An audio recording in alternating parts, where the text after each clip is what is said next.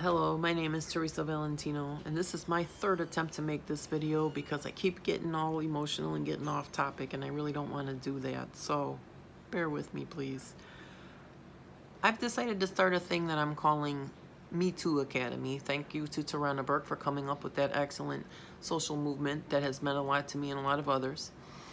But my version of Me Too Academy is going to be sharing what I've learned as a child trafficking survivor since 1972. So I have learned a few things. I've been around a little bit. I've been working on these topics, been in therapy since the 90s. So I have some insight on this that hopefully will be useful to my Me Too survivors, and I would like to hear your stuff too. Please let me know what you would offer for the Me Too Academy. But today I would like to talk about the statute of limitations, which has come up because of the Christine Blasey Ford situation with Brett Kavanaugh.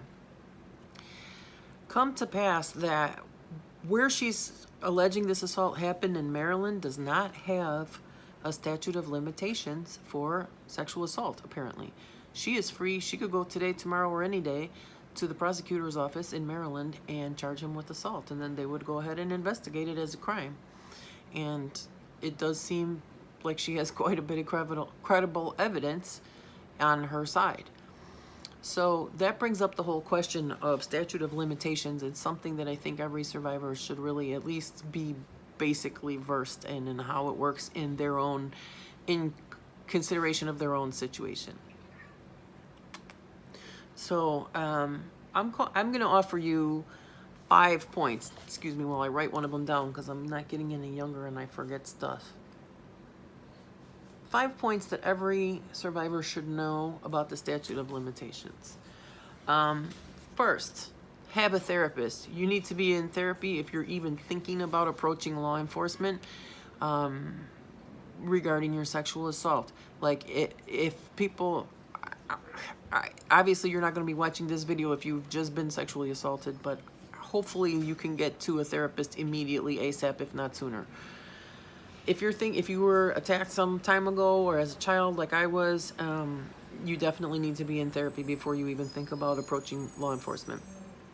Point 2, research your jurisdiction. Okay, Dr. Ford's jurisdiction, where her situation happened, happens to have no statute of limitations. Where I'm from, Chicago, Illinois, statute of limitations, SOL, also stands for shit out of luck. Okay, and that's how it is in most places. This is a very enlightened sort of advanced thing where the statute is still open on this, like from Canada or I don't know, Sweden or something. But in Chicago, that's not how it rolls. So in Chicago, you are shit out of luck. You need to find out what the statute of limitations is that surrounds your own assault and how that pertains to the facts of your situation. Work through that with your therapist. You also, if you are thinking about moving forward, need to research more than just your statute of limitations in the applicable jurisdiction. You need to know more about your prosecutor's office and your courts, right? Like, is Brett Kavanaugh going to be the judge that's going to be hearing your situation? You need to know that. So, you need to do your research on your jurisdiction. So 1, have a therapist. 2, research your jurisdiction. 3, you need to be realistic and cut your losses, okay? Once you've done your research on your jurisdiction and who the players are of this particular game, how good your therapist is, you know, if you have money to hire an attorney, any of that kind of stuff, you need to know that a lot of times people suck it up and they go through the absolute torturous living hell of producing a rape kit. I can't even imagine anything like being sexually assaulted and having to turn right around and like engage the system at that level. And then after they do it, then they throw that thing in a drawer and they never think about it again. So, you know, you got to not set yourself up for a fall. And that's why you got to go back to point 1. You must have a therapist before you even think about doing this. Okay, so then you have to have a support person available when you do approach law enforcement, at least one. If you have enough money to get both a therapist and an attorney to go with you, do that. But if you have good people in your life, that's great, but you're kind of asking a lot of your loved ones because they kind of have a dog in the fight too. They, you know, if it's your own family member, your husband, your father, whatever, and they go with your mom, I mean, it's painful for them. They don't want to hear that information, and it's you need to have somebody who is an advocate who does not have open wounds about it, or who cannot get wounded about it. So have a support person.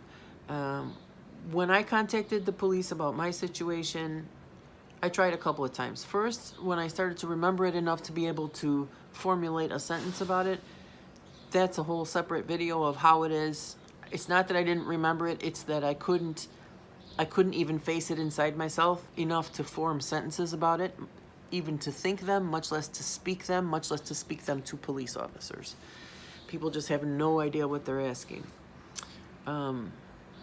But when I contacted the police, I was told that the statute of limitations for the aggravated criminal sexual assault would have been something like 2 years. So I had until I was age 9 to march into the police station like people think you should. And I'm sure that would have gone great, even if I could have somehow formed that thought. I don't know where that idea would have come to from me. You know, how that, like, what would aliens have beamed that into my brain from outer space? Because there was no me going to the police and getting helped about that. Quite the opposite. But that's what I had until I was age 9. So when I contacted the police officer the first time, and he said, yeah, you got that 2-year statute, and that was crushing, soul crushing. But I was in therapy, so that's what I did right. And then I worked through that with my therapist, and then a year or two later, I called back again because I realized that I had also witnessed him abduct, traffic, and murder and dispose of a child who I could describe everything about that incident. And I know there is no statute on that. There is no SOL on murdering a child. So I contacted the police again, and this was 2 years after the first time, and the officer did call me back a couple days later, and it was Saturday morning when he called me back. He's a detective, and he called me from his house on Saturday morning. I could hear a bunch of children in the background, like he's in his own home babysitting his own kids, trying to, call me extra. So, and he said, there's only 2 of us that do child crimes in the city of Chicago. 2 detectives doing child crimes, city of Chicago. Fuck. Or is that on just in my area? But still, fuck. So I gave him my details. I said, I saw him abduct a child from a 7-Eleven, blah, blah, blah. Would have been June of 1972. And he asked me a question that just knocked me for a loop. He said, did you get his license plate number? And I thought to myself, and I must have said it out loud, I said, I was 7 years old. No, I didn't get a license number. What? License number? And I didn't even think to say, but I know his name. I know where his whole family lives. I know a lot about him. Just let me keep talking, and you'll go get it, and you'll walk over to his house and get him. You know what I mean? And had he asked me the man's name or anything, I would have said, he's been in and out of jail. Look him up. Look him up. You know everything about him. So, but that detective, because I wasn't able to just be like a banker who's been defrauded. That's basically how the police and the criminal justice system want sexual assault survivors to behave and respond, as though they are like, I'm an innkeeper who somebody dined and dashed. And so I immediately contacted you, and here's all the facts and details, and go get him. You know what I mean? And that's just, it's ridiculous. It's obnoxious. It's trolling is what it is. So, but no, I wasn't able to respond to that. And I was flabbergasted, and I kind of spluttered, and then he just cut me off the phone, and that was it. So come to find out that the guy who assaulted me was still out and about, operating, doing the same old stuff in the city of Chicago. God help us all. Lord knows what he did. Lord knows what he did in those years after I contacted the police, because he eventually died in prison. He killed someone to try to fake his own death, and then he ended up dying in prison after he fled, and the FBI got after him after he... you know what I mean? It's like that. All of that nonsense shenanigans, all of that could have been avoided if that guy If that police officer who called me from his home had asked me for the person's name and had just simply punched that into his police computer, and he would have been, oh my God, this is a really gross criminal. That simple. But men make all the decisions about all of this. That's what has to change. Women have to be empowered in this. Women need to have a voice in how these things work, because men, God bless them, they're kind of lacking in common sense when it comes to certain things like this. So if you want to be an ally, if you're not someone who has been assaulted, but you are a supporter, then I thank God for you for watching this video. Please encourage your local enforcement authorities to change the statute of limitations to a certain length of time after the survivor becomes able to report. Because I wasn't able to report for at least 20 years. And by the time I could, that train has gone.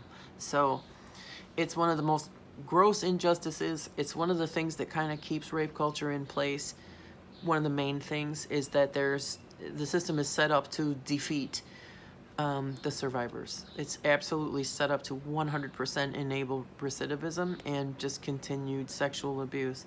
Look at the fact that the person who abused me, who trafficked me in 1972, for God's sake, when I contacted them again in, what was that, late 1990s, that had to be 1995, 96. You know what I mean? Like, it was many years later, and he was still just out there doing all the same stuff with impunity, but he had been in and out of prison his entire life for property crimes. Not one crime against a child. It's like, they can enforce property crimes, but they can't protect children. It blows my mind. It's feckless. It's malfeasance. It's evil. So I thank you for having watched this video, and God bless you. If you are a Me Too survivor, I'd like to hear from you. I'd like to support you in your situation. I don't mean to cast a negative light in telling you to cut your losses on it, but I do want you to be realistic. Don't get your hopes up to get crushed like I did. But, you know, if there's any chance that you could get any kind of justice, or if you will feel better for having stood up and said something for yourself, because I do feel proud that I tried. When I think about the fact of all the things he must have done in those intervening years after I tried to get the police after him, I'm glad that I tried. And so you have to, if you feel like doing that, you can take that pride too. All right? Check me out, TeresaValentino.com.